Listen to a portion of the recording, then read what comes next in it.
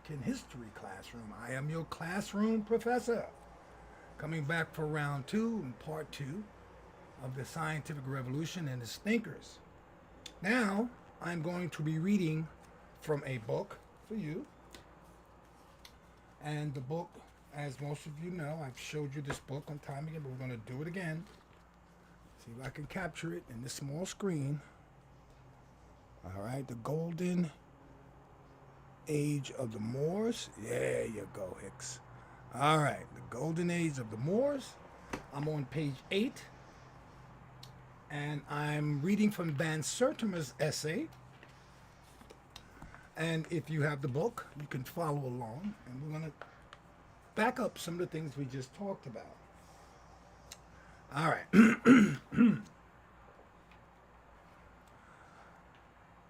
Influences and contributions. I'm trying to get my diction together, guys. All right. A distinction should be drawn between classical Renaissance of Europe, which mainly relates to its literature, art, and the scientific Renaissance. So we want to make a distinction between the Renaissance of Europe, which relates mainly to literature, art, and those thinkers. And we want to make that difference between the scientific revolution, which began to bud and flower during the 12th to the 13th, and I say to the 14th and 15th century. Jose Pimento Bay, the author or the essayist who we were mainly speaking about when we talked about social realities, intellectual realities, and intellectual achievements of the Moors, deals primarily with Moorish stimulus for the latter.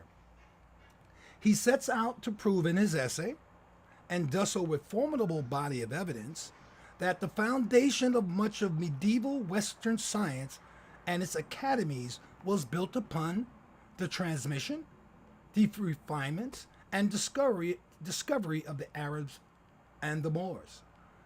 We kind of talked about a little bit of this in our previous slideshow, so it is the same thing, no need to be redundant. Moorish, I continue. Again, I'm in Van Sertima's essay on Golden Age of the Moor. Moorish influence came primarily to the west by the way of the Iberian Peninsula, yes, Spain, renamed Al-Andalus by the Moors. So Al-Andalus is a Moorish term in reference to the Iberian Peninsula. Bay provides us with a detailed examination of Western Europe scholarship relationship with Spain. Yes, and he does it very well. Translation of one text to another, the language, that is, the language from, we talked about Arabic to Latin. The Arabs had already translated the information from Greek. The Greeks did their best to translate the Egyptian information, which they corrupted so horribly. But the Arabs came and they took this information from Egypt, and now the Latins are taking this information from the Arabs. But they needed translators to do this. And we're going to talk about one of the major translators. So translation, of course, played a major role in this diffusion of science. Now, when I use the word diffusion, that means spread. Okay? When something diffuses in the air, it spreads in the air. The schools of translation were like the bridges between Muslim and Christian scholars. Chief among these was the schools of translation founded at Toledo by Alfonso X, better known as Alfonso the Wise. And this occurred during the 13th century, so the 1300s. Translation from Arabic, the medieval language of science, because the Arabs, since they had gone into Egypt and did the same thing that the rest of the invaders do, that is plagiarize information, had now been determined Arabic that is, as the language of science. Now remember, Europe had not received this information yet, but the Arabs and the Moors and everyone else in the eastern part of the world had this information. Europe was the last ones.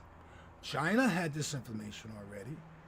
Some of the Russian areas had some of this information already, but the Europeans did not. Translation from Arabic into Latin, the classical European language.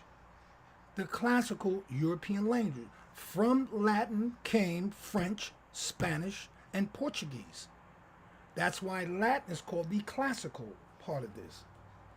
These classical language have been going on since the 10th century. So Moors came in the 7th century. From the 7th to the 10th, they began to disseminate and diffuse information through the Iberian Peninsula. Remember, it's important to remember that Spain and Portugal got this information first, and that will explain something that you also should have learned in school, something called the Age of Exploration. But we're jumping ahead of ourselves, so let's slow down a bit. Okay, centers of translation. Remember, we're talking about translating African texts from Arab to Latin. Centers of translation sprang up all over Christian Europe. Barcelona, Tarazona, Lyon, Segovia, Pamplona, Toulouse, Béziers, Narbonne, and Marseille. Bologna and Salerno and Paris, or should I say Bologna, Salerno, and Paris made extensive use of Moorish scientific treatises. All right, it's important. One more time. Bologna, Salerno, and Paris made extensive use of Moorish scientific treatises. The translation from the Arabic provided links between Spain, Portugal, France, Italy, and England. Alfonso X the Wise promoted Moorish erudition at every opportunity. Let me say something quickly about Alfonso the Wise. Of all the Catholic rulers that I have studied, he seemed to be the most progressive. Though he maintained his Catholic faith, though he maintained a belief in Christianity, he was smart enough and malleable enough or open enough to accept this great information because he had a quest for not just himself, but for the entire Spanish peninsula. He knew that if Spain had not acquired this information, used it to its betterment, that Spain will be left behind as it relates to intellectual progress. He was one of the few Catholic authorities, who I've talked about before, who, instead of using their repressive tactics to keep Moorish erudition out, he embraced it. And because he was a king, there wasn't much that the Pope or any of the other Catholic authorities could do. Alfonso the Wise, remember him, from Toledo, the capital at this time of the Iberian Peninsula. Okay, and I'm going to continue. The first university of Christian Spain was founded at Valencia by Alfonso VIII in the 13th century. Now, many of these kings during this time kept the same names for reasons of social control, for reasons of hierarchy, and for reasons of natural relationships, and to ensure that their noble heritage was recognized throughout Europe. So you would use the same name. So I just mentioned the first university of Christian Spain was out of Valencia by Alfonso VIII in the 13th century. And guess who was employed as those persons to teach in the university? Jews and Muslims. Jews and Muslims. Remember, when we're talking here, we're not talking about the Ashkenazi Jews that we see today in Israel. Those are not the real Jews. We're talking about the Sephardim, Sephardic Jews. These Jews were black. Of course, some of them were mixed with brown, but predominantly black. So when you hear me mention the term or the word Jew, remember, don't let your mind float to another dimension of today's Israeli Jews. These are not the same people. Okay? Nearly all the major universities in Europe sprung up around the same time. Isn't that crazy, huh? All of these universities at the same time. Why hadn't they not sprung up prior to the Moors' invasion? That's proof. That is proof, physical proof of a building, an edifice being erected for the acquiring and the dissemination of knowledge after the Moors invaded. So nearly all of the universities of Europe sprung up around the same time, beginning in the second half of the 12th century right up to the 13th. A span of about 150 years, a period which coincides with the flowering, I've used that adjective a lot today, the flowering of Moorish science and the establishment of centers in Europe to translate. Remember, we're talking about how did Europe get this information? They did not speak Arabic. Many of them didn't speak Latin. They spoke a language called from the Visigothic or Gothic language. So how did these European people get this information? Remember, it started in Spain first, and then think age of exploration. All right. In Italy, we have Bologna, Padua, Naples, these are all universities, Rome. In France, we had Montpellier and Toulouse. In Portugal, we had Lisbon and Coimbra. In England, we had Oxford. Yes, Oxford University created, maintained, curricularized the curriculum and the structure of university knowledge and its dissemination, meaning curriculums, essays, all was created and started by the Moors. King's College in New York. The professors there in King's College in New York were Muslims and Jews. Today, we know it as Columbia University. The old name for the new name for King's College is Columbia University. All of these universities got their start.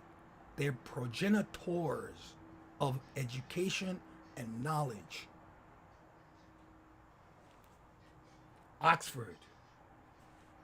Several of the Moorish works in mathematics, astronomy, and medicine became standard texts at these universities. Yes. Moors brought that information here. That information was not here before the Moors. And remember, don't believe a word I say. Everyone's what I call text dictionaries. What did I call them? I had a term for my lawsuit, but I call them Google scholars.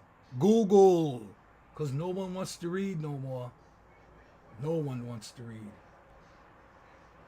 For example, all right, talking about medicine and these things being taught in these colleges. For example, Judwal, Judwal, Judwal, a Moorish work in astronomy, became a standard text at Oxford University. Yes, Oxford University in England. Frederick II founded the University of Naples in 1224, and there he established a curriculum which emphasized Moorish scholarship. Under him, all theological studies, meaning religious studies, ceased at the Italian universities, and Moorish medicine and law became the major discipline. Just think about that. Frederick II comes in, recognizes, like Alfonso X, that this Moorish work, this erudition is critical to the growth of his country. So he dismissed all the religious studies and brought in Moorish medicine. You know, Europe needed medicine and law, and they needed that too. A curious schizophrenia. Now, this is really important here. A curious schizophrenia developed among the Catholics in relation to Moorish science and knowledge. On the one hand, they were very much aware of the superior knowledge of the Moors, and they made efforts to acquire the knowledge so that they would not be too far left behind. Now, here comes the schizophrenia. At the same time, they strove desperately to keep away the common people and even at times to vilify it so that it would not become a challenge to Catholicism. You got to think about that for a minute. Here you have some information that could move the world, save your people, progress beyond the dark ages, in your face. The plague is, they just finished with the plague, the Black Death, these diseases that ravished Europe and decimated either a third or half the population. Cures right in their hands, and instead of disseminating this information, diffusing, the Catholic Church held the information, repressed it, suppressed it. A schizophrenia.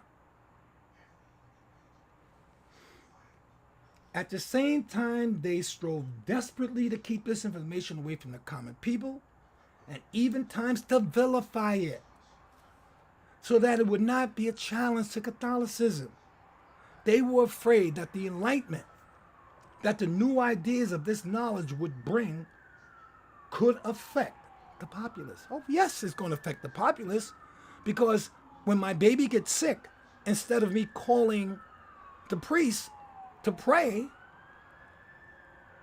you'd call a doctor to apply medicine and scientific knowledge to save your baby.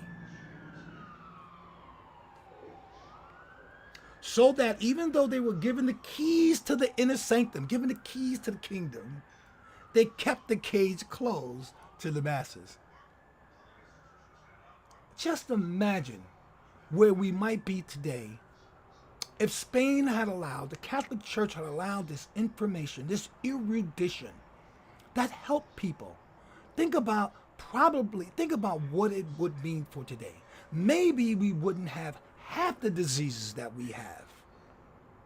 Maybe we would not even have this horrible prevalence of ignorance that's sweeping our country.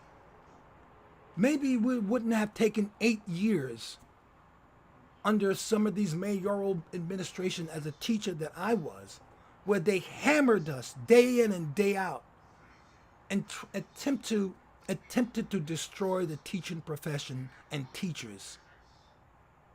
Maybe we wouldn't have a populace that can read above the 3rd grade level in our red states. Maybe we would have a population that was not so easily manipulated based on its insecurities about people of color and immigrants. Maybe we might have an advancement in thinking and knowledge where hundreds and thousands of people might not have died in the early slums of New York. I mention that particularly because many people died in these slums, Europeans, due to the repression of this knowledge about science and diseases. I continue. Into Europe came the advances of an empire more immense than those of either Alexander the Great or Rome at its height. Listen to what was introduced. Rice, arroz, was introduced into Europe by the Moors in the 10th century. Cotton in the 9th. Yes, you would not have clothes because the Europeans used wool for everything. Everything was made of wool, particularly in England. A Moorish botanist named Ibn Basal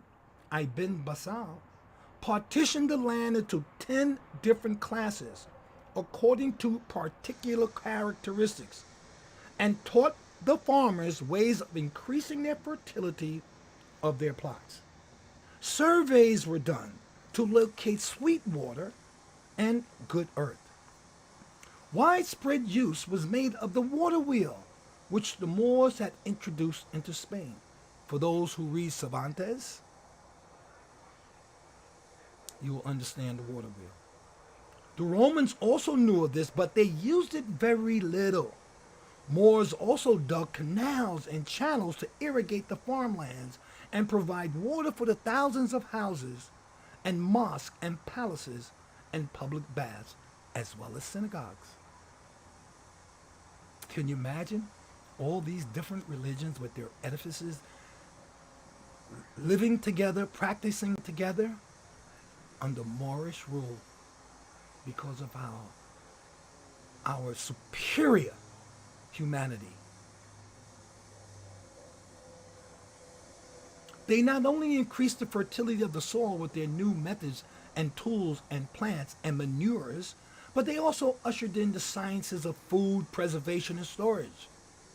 They could store wheat for as long as 100 years. Let me say that again. 100 years. Where did the Moors learn this? I don't know if I mentioned that the Garamantes, who are the ancestors of the Moors, were pushed out of Egypt. And if anyone knows just a little bit of Egypt's history, you know that the Romans and everyone else call Egypt the breadbasket of the world. Why? Because Egypt was the only country that could produce wheat on a massive, large scale, and they fed the entire world, which at that time was just the Mediterranean. We must understand a little bit about Europe.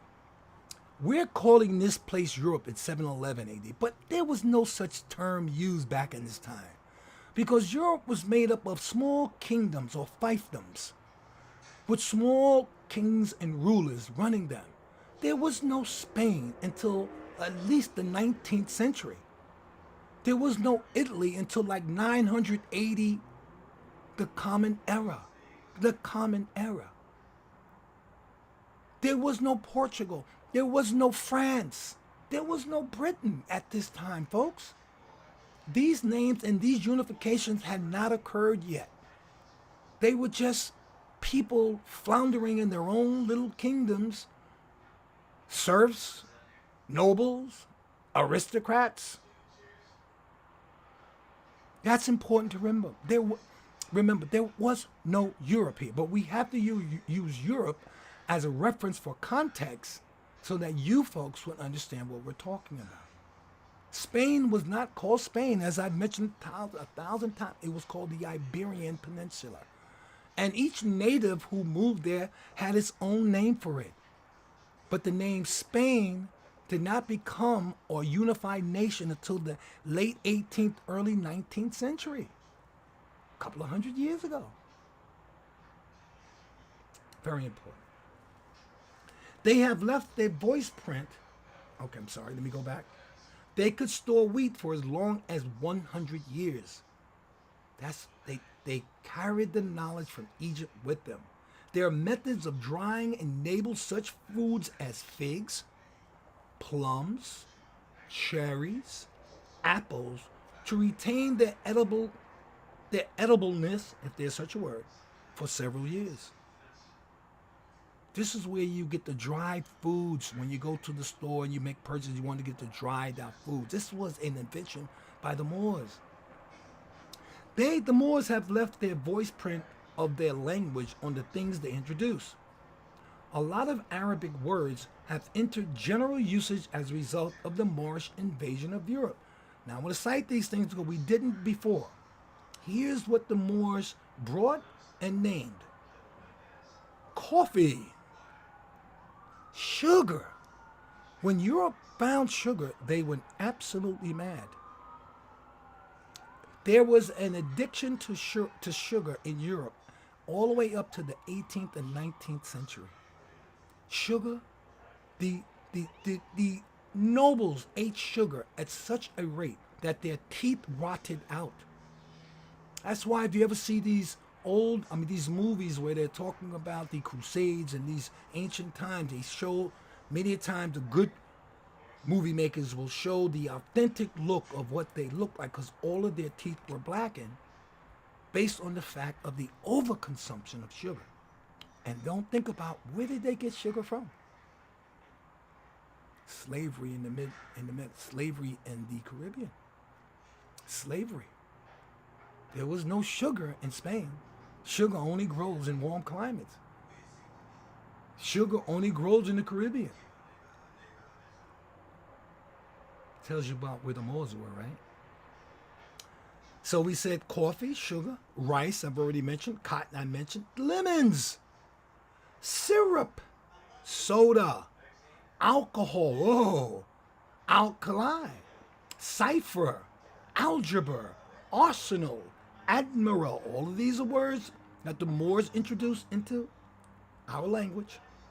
Alcove, magazine. And let me add a few to this list, selected from my own work in pre-Columbian navigation and transfer of plants. From Angar came the caravel, a ship that the Europeans, particularly Columbus, used to discover, well, I don't say discover, but to explore the Caribbean. Tobacco, from dabak, a series of taba and tagba words.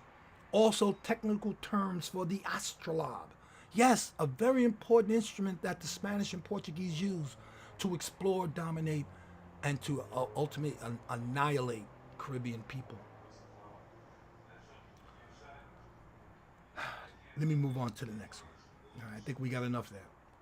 But technology itself is not the only arbiter of civilization.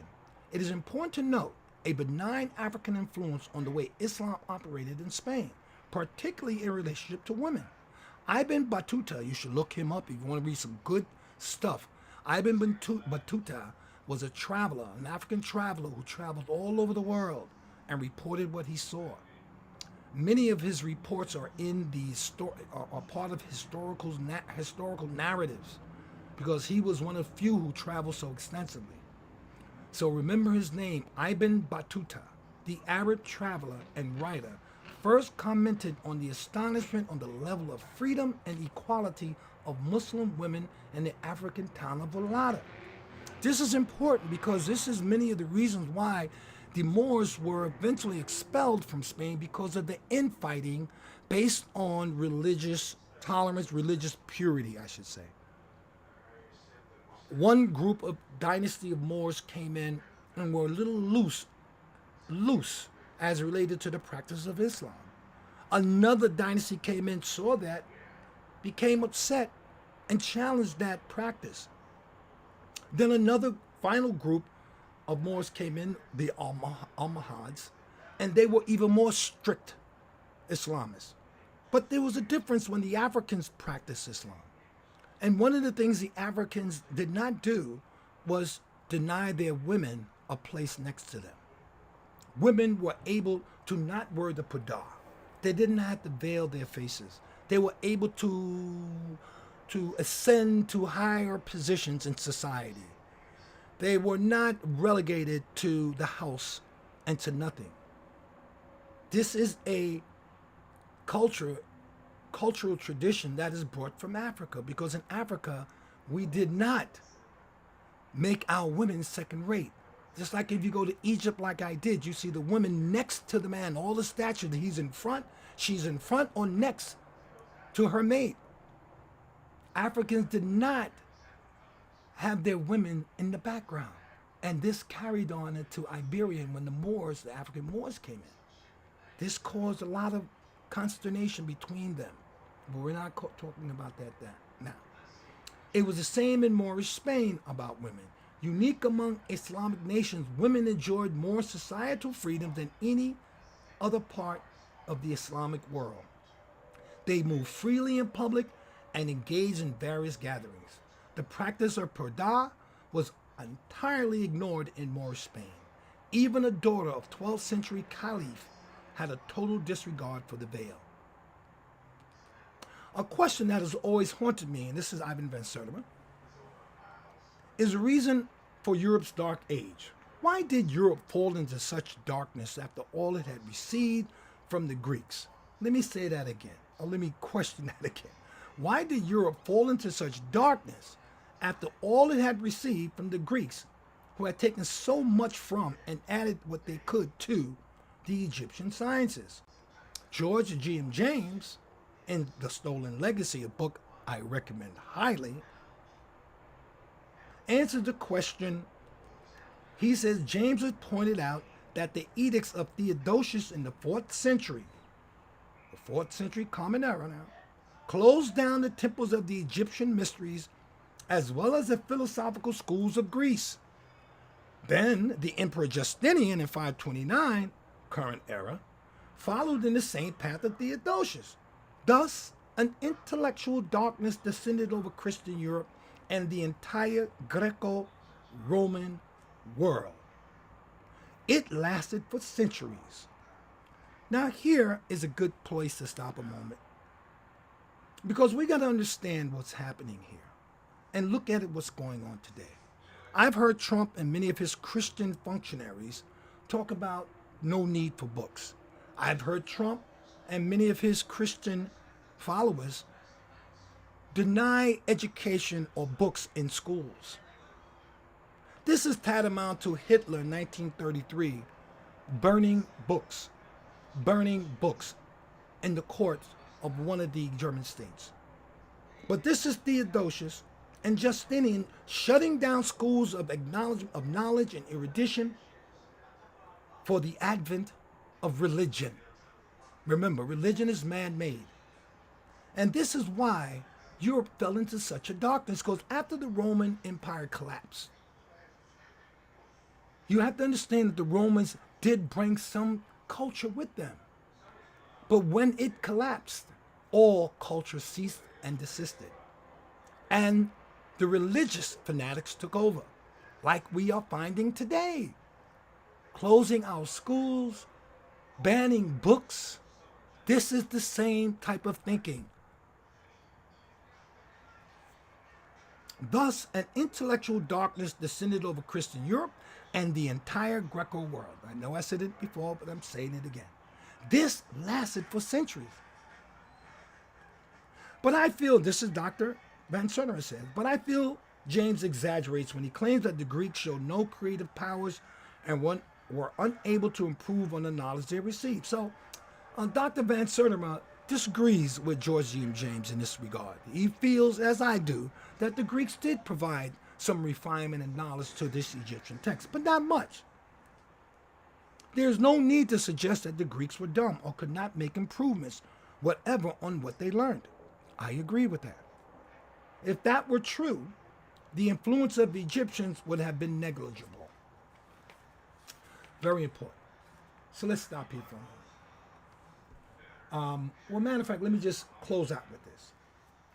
But James makes an even more important point, which I have not seen repeated elsewhere. It is the missing link in the drama of Moorish scientific ascendancy in the Middle Ages. Eurocentric historians had argued that the Arabs were merely transmitting Greek heritage lost to Europe during its Dark Age. Even Arabs were made to believe that and to assume that they were standing on the shoulders of Greek giants. By the time they attacked Egypt, Europeans had long been in charge of that defeated country. The Arabs seemed to forget that their conquest of Egypt had been made easy by the resentment of Egyptians against the Byzantine lords. Let me explain that to you. One of the reasons why the Arab invasion of Africa or Egypt was so easy was because the Byzantines had such an ugly grip and was so repressive that when the Arabs showed their faces in Egypt, the Egyptians eagerly invited them in and did everything they could to defeat the Byzantine overlords, helping out the Arabs. Okay? It's a little convoluted. I hope that doesn't get too crazy, but it's important to understand that the Arab invasion of Egypt was supplanted by or supported by the Byzantine overlords, who were vicious rulers in Egypt. All right. So I'm going to stop right there. I think that's. I think we're going to end it for today. That's about 35 minutes. We are not finished with this. We have a lot more to do. As I told you, we're going to get back to the slides, but we're going to get to this, what you see in front of you after the fall of the Roman Empire, went into darkness. And we just talked about this. But we're going to come back a little bit from our reading in The Golden Age of the Moors by Dr. Ivan van Sertima, and we're going to bring it back into Europe. And that we'll save for tomorrow. So until further notice, I hope you enjoyed today's sessions. There's one session in two. They will be on my channel. And I'm going to go on to Facebook and make an announcement that if you're interested in seeing this, please subscribe and join. Like and share. Send comments. I'll be more than happy to answer questions about this information. And without further ado, I'll say, Ashe.